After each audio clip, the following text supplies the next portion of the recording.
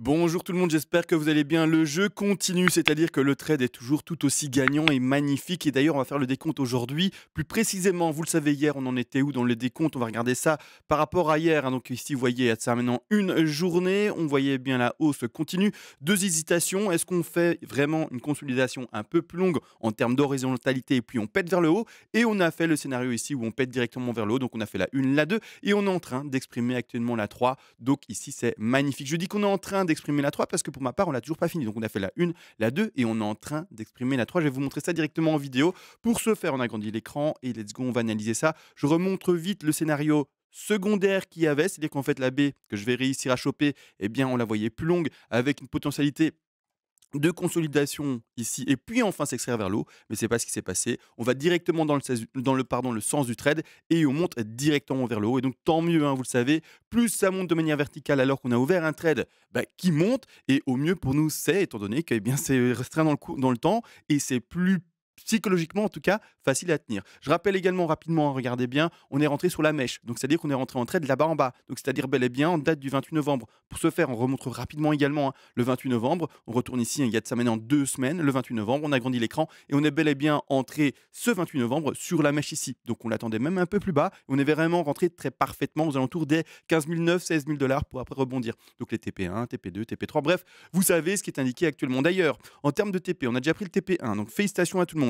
Et actuellement, on est quasiment TP2. Bravo. Je rappelle que la plus grosse position de prise de bénéfice, parce que quand je dis TP, c'est take profit partiel par rapport aux traders, encore une fois et toujours. Les investisseurs, je rappelle rapidement, ne faites rien, vous achetez par palier de temps et vous gardez vos BTC, vos cryptos de manière générale pendant un laps de temps long. D'accord? Et long, c'est pas 2 mois, c'est plusieurs années. Donc ici, TP1, TP2, qui va être, on espère, touché d'ici peu. Et ensuite, la plus grosse position de prise de bénéfice, normalement, sera cette zone-là. Alors pourquoi? Je rappelle également rapidement, parce que jusqu'à preuve du contraire, je reste dans un plan bear. D'accord, on a cassé récemment une position ici horizontale qui a tenu pendant quasiment 6 mois sur les supports des 17 500 $. Pardon. On l'a cassé assez violemment et on peut maintenant s'attendre à une baisse plus forte. Maintenant, si jamais la baisse ne se fait pas plus forte, que ça c'est le bottom, c'est pas grave. On ne fait que du trading ici. En termes d'investissement, on achète par palier de temps. Donc on rentre dans le marché, qu'il aille plus haut, qu'il aille plus bas, on achète tous les mois, toutes les semaines un peu de BTC, un peu de ce que vous voulez comme crypto, et puis c'est tout. Par contre, en termes de trading, si jamais ça ne devait pas aller plus bas, bon pour le moment de toute façon on est dans un trade qui monte, donc il n'y a pas de problème. Mais à un moment, il est vrai, on va tester de shorter le marché, et la zone de short parfaite, je rappelle que c'est cet endroit-là, d'accord, c'est ici. Ça peut être plus haut, donc on mettra bien entendu notre stop beaucoup plus haut. Donc on prendra finalement toute cette zone pour shorter le marché, cette zone de tampon pour aller plus bas. Si ça ne va pas plus bas, le cours il monte, il va au-dessus de la zone limite et là on bascule de nouveau de scénario. On dit ok, le scénario bear ne semble plus tenir, on semble avoir fait enfin un réel bottom et là on rentre dans un nouveau scénario bull. D'accord? Donc le trading encore et toujours, c'est pas avoir des œillères et se dire je ne pense qu'à un seul scénario, etc. On s'adapte et on prend encore une fois toujours le scénario qui va le mieux. D'accord? Donc ici maintenant que j'ai expliqué ça, par rapport au futur des trades possibles et ce qu'on attend comme scénario, on va regarder bien le sous-petit décompte. On rappelle, on est plutôt dans une W, X et Y comme vous le voyez ici et on va exprimer maintenant la A, la B et puis ensuite la C. La A vers B, du coup que je termine là, d'accord, sur le bottom ici momentané en time frame 4 heures, attention, hein, des 16 662 et on va maintenant enfin terminer la C ensemble. Juste avant, je rappelle également, si vous voulez soutenir la chaîne, et d'ailleurs une chose, voyez Binance et Coinbase et et FTX par exemple, c'est des échanges pour qui j'ai jamais fait de la pub. Regardez sur toutes mes vidéos en dessous, dans les commentaires, j'ai jamais mis un lien d'affiliation, de parrainage ou quoi que ce soit. Et j'ai bien fait. On avait déjà eu le coup en 2000. Rappelez-moi la date, 2015 ou 2016, je sais plus, mais il y avait aussi un échange qui était parti en couille. Et je me suis dit, écoute, franchement, tu es sûr de rien, ne fais jamais la moindre pub pour n'importe quelle boîte. Jamais, jamais. Et je suis très heureux de jamais l'avoir fait. Si Binance tombe maintenant, clairement, je vais me dire: «Waouh!» Parce que j'ai hésité à un moment. Il faut savoir, ça rapporte sûrement des sous, hein, sûrement qu'il y a des parrainages possibles et cetera et que ça doit rapporter des sous vu que c'est fait sur d'autres chaînes YouTube, surtout chez les anglophones. Je me dis: «Bon, ben, j'ai été tenté, mais je l'ai jamais fait et qu'est-ce que je suis content de jamais l'avoir fait». Bref, du coup, si vous voulez vraiment, en fait, soutenir un youtubeur sans passer par ces liens d'affiliation, bah, c'est possible et vers les premiers paliers de donation, merci à vous premièrement, vous recevrez ce PDF. Ce PDF ici qui vient de s'afficher reprend tout ce que j'explique en vidéo, même plus, parce qu'en vidéo, j'ai pas le temps de tout expliquer, avec les statistiques, les retracements, les extensions, les figures, tout y expliquer de manière concise pour que vous y appreniez rapidement. En plus, bien entendu, de l'appui de mes vidéos de manière journalière. En tout cas, j'essaye d'être plutôt régulier. Également, vers les derniers paliers de donation, vous aurez toujours possibilité de demander ce PDF, mais en plus, une analyse à la demande sur l'actif spéculatif de votre choix, crypto-monnaie ou pas, et je le ferai en vidéo privée pour vous, bien entendu, le plus rapidement possible avec un plan d'investissement et un plan de trading. Maintenant que ça c'est expliqué, on repart enfin dans le vif du sujet, on va regarder ça. Premièrement, bon, j'avais commencé rapidement, hein, regardez la 1, 2, 3, 4, 5 de la vidéo d'hier, mais on va être plus complet maintenant. Objectif, vous le savez, statistique minimum d'une 3, ce sont les 161,8% de Fibonacci. Regardez, je vais mettre mon extension, on va la placer de cette manière-là, boum et boum, et qu'est-ce qu'on va chercher actuellement avec la mèche? Les 161,8% de Fibonacci. Donc c'est très séduisant et se dire, je poserais bien ma 3 là.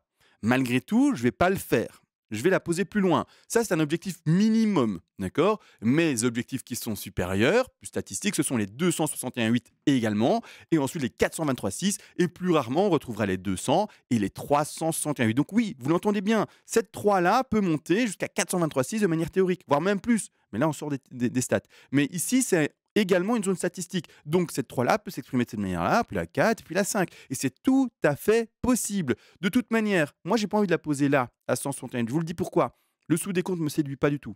Et aujourd'hui, j'ai un petit tic avec le mot séduisant. Mais ça ne me plaît pas du tout. D'accord? Mais pas du tout par rapport à quoi? Aux sous-décomptes. Vous le savez bien, les sous-décomptes sont chaque fois sous-décomptés en eux-mêmes, par en fait comme des petites poupées russes, par chaque fois des échelles plus petites. Mais donc une 3 ici, d'accord, est elle-même sous-divisée en 5 vagues. D'accord? Telle cette C est elle-même sous-divisée ici en 5 vagues. 1, 2, 3, 4, 5. Et cette 5-là sera également sous-divisée en 5 vagues.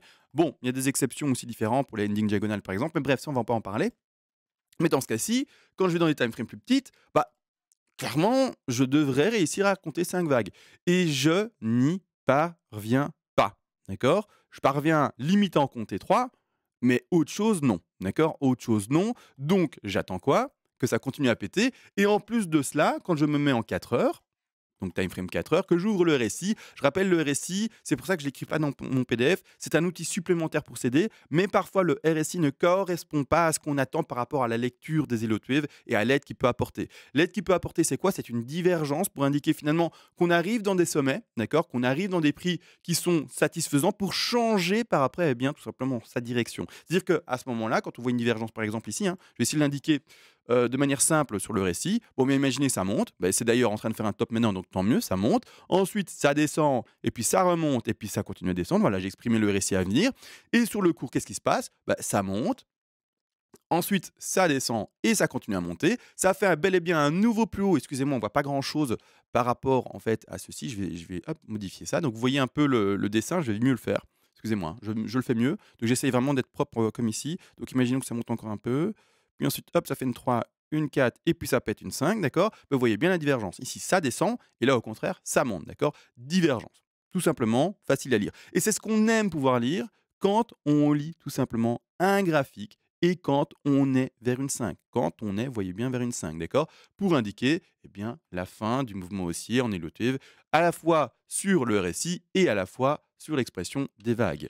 Maintenant, de toute manière, également, je rappelle vite, les vagues et donc les bougies et donc également la divergence se lit pas par rapport aux mèches, mais par rapport, vous le savez pour sûrement la plupart, par rapport au corps de bougie, par rapport aux clôtures du prix. Donc attention à ça également. Pour le moment, je ne lis aucune divergence, toujours des plus hauts, toujours plus hauts, dans tous les sens, que ce soit sur le cours et que ce soit sur le récit de toute manière. Et j'attends du coup quoi? L'indication d'une divergence. Donc là maintenant, vas-y, pump si tu veux. En tout cas, continue à chercher ta 3 potentielle pour nous aider à lire cette divergence. Corrige vers une 4 et puis une 5. Donc ici, ce qui serait en train de s'indiquer dans les plus petites time frames, et donc cette espèce d'horizontalité avec une légère tendance haussière, eh bien en fait, ce serait quoi? Une sous 4, d'accord? Ce serait une sous 4, ce serait une petite 4, donc on va essayer d'exprimer ça dans un petit degré. Je ne l'ai pas travaillé en tout petit, mais vous aurez compris, on essaie d'exprimer ça ensemble rapidement. Une 4 qui irait rechercher, je sais pas, ici, une espèce de triangle, une espèce de figure un peu chelou, et après ici, d'accord? Et on terminerait par une 5. Là, il continuera à pumper, bien entendu,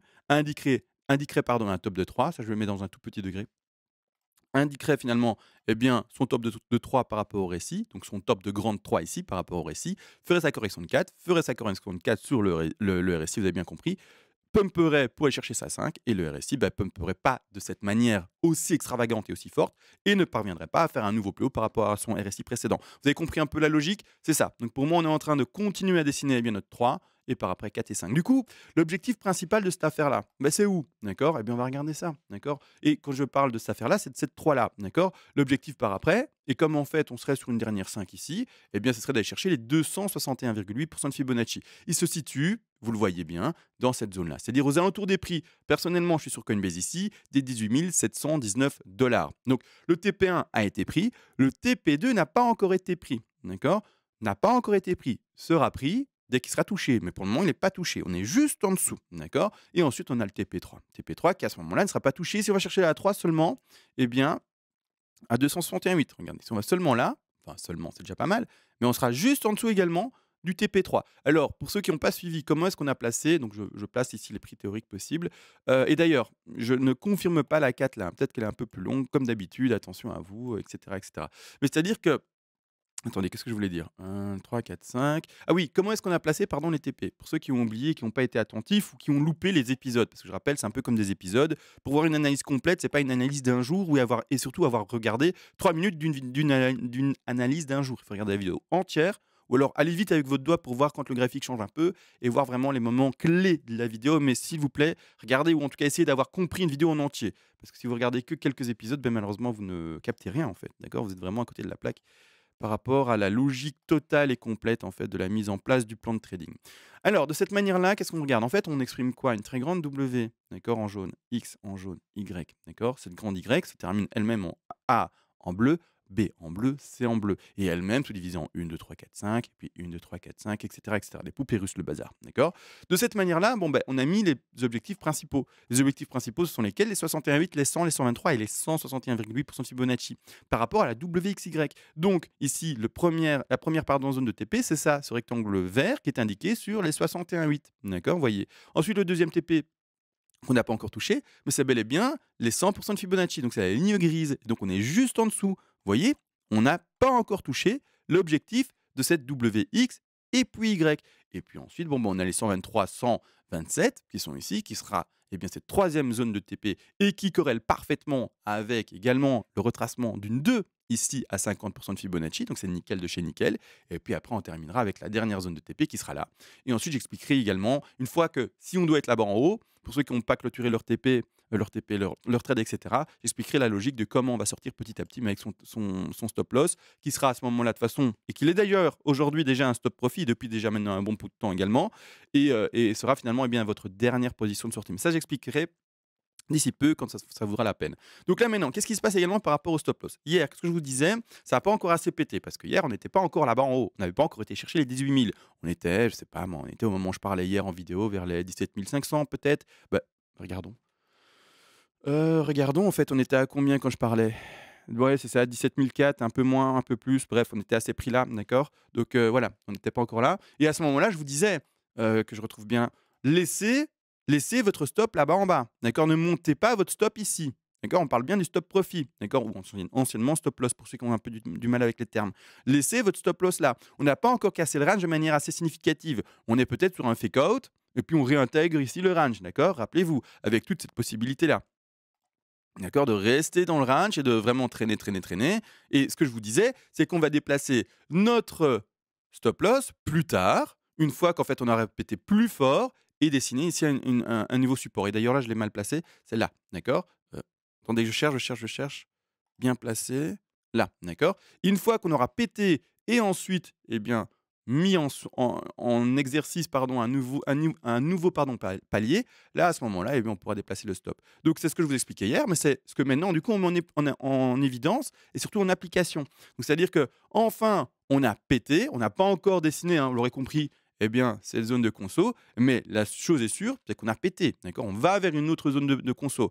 Donc là, maintenant, ce que je fais, et vous peut-être, vous faites ce que vous voulez bien entendu, c'est je prends mon stop et je le déplace sous le dernier niveau de support. Là, pour l'expression, un niveau qui est intéressant, moi je l'ai mis à 16 749 ici, ça me semble pas mal, d'accord? Vous pouvez mettre un peu plus haut, un peu plus bas, comme vous voulez, mais voilà, normalement en dessous du support. C'est-à-dire que, il y a encore toutes les chances, hein, c'est con, hein, mais qu'on fasse peut-être des pumps encore plus forts, des retracements du coup qui seront équivalents, qui pourraient être forts, et irait rechercher, eh bien, de nouveau une chasse au stop et puis pumper très fort par après, hein. C'est-à-dire que si vous montez trop fort et qu'il y a un gros mouvement, un vrai gros mouvement qui se prépare, il n'est pas étonnant de voir dans des gros mouvements également, eh bien, des très gros mouvements baissiers, d'accord? Et quand je dis très gros, c'est toujours par rapport à l'échelle qu'on analyse ici, hein, d'accord? Donc ce que je veux dire très gros, c'est par exemple une grosse chute ici, donc une chasse au stop. Si vous avez monté en fait votre stop, bah, par exemple en milieu de range, d'accord? Bah, peut-être que hop, on va chercher votre stop. Donc attention à ça, moi je le laisserai vraiment en dessous, donc à ce niveau-là, d'accord? Pour vraiment éviter, tout mouvement un peu trop abrupt si vraiment, en fait, on doit faire, des trucs fulgurants par après et des mouvements vraiment, astronomiques par rapport aux pump possibles. Qui sont tout à fait possibles, parce que quand on regarde ça, partir sur un graphique vide, ouais, on est sur un graphique vide. Quand on regarde ça, regardez bien. Vous voyez cette pattern-là? Donc c'est-à-dire grosse chute, conso et puis après, petite hausse. D'accord? Bon, ben qu'est-ce qu'on va faire ensemble? On va faire ça en daily. On va repartir en 2000, c'était quand ça? En 2017 ou 2018? 2018. C'était en 2018, hein. Hop, attendez, excusez-moi, je me suis trompé d'outil. Je veux juste supprimer, toi, voilà. On va retourner ici et donc on avait fait un peu ça. Regardez bien, je retire d'ailleurs cette fleur, ça, hop, je retire. On avait fait ça. Vous voyez un peu la similitude? Hop, tac, tac, tac, tac et puis voilà. Vous voyez ici? Hop, tac, tac, tac, tac, hop, d'accord? Et donc c'est un peu ce que j'essaye de vous exprimer actuellement, dans des time frames beaucoup plus petits, il est vrai, d'accord? Mais c'est un peu ça, d'accord? La pattern, OK, elle ressemble pas mal, d'accord? Maintenant, encore une fois, peut-être que ça va pas se répéter, peut-être que c'est pas ça. De toute manière, nous, en tout cas moi personnellement, je m'en tiens à mon plan, c'est-à-dire qu'il y a un moment où je vais shorter le marché, d'accord? Mais pour le moment, ce n'est pas le cas. Pour le moment, on est encore dans notre position de long, étant donné qu'on n'a pas toujours pas d'ailleurs atteint ce rectangle rouge, d'accord? Donc voilà, là, je pense que j'ai tout dit, je ne vais pas faire plus long. Je rappelle juste, faites attention à vos BTC et autres cryptos qui sont sur des échanges centralisés. Faites en sorte d'être sur un wallet. Et d'ailleurs, on m'a fait la réflexion hier, pourquoi est-ce que tu parles toujours d'hardware wallet? Il y a aussi le paper, et effectivement, il y a le papier, hein, d'accord? Si vous voulez faire un code et le mettre sur un papier, vous pouvez très bien le faire également, sans oublier vos fameux mots de sécurité, votre fameuse phrase, bien entendu, de sécurité.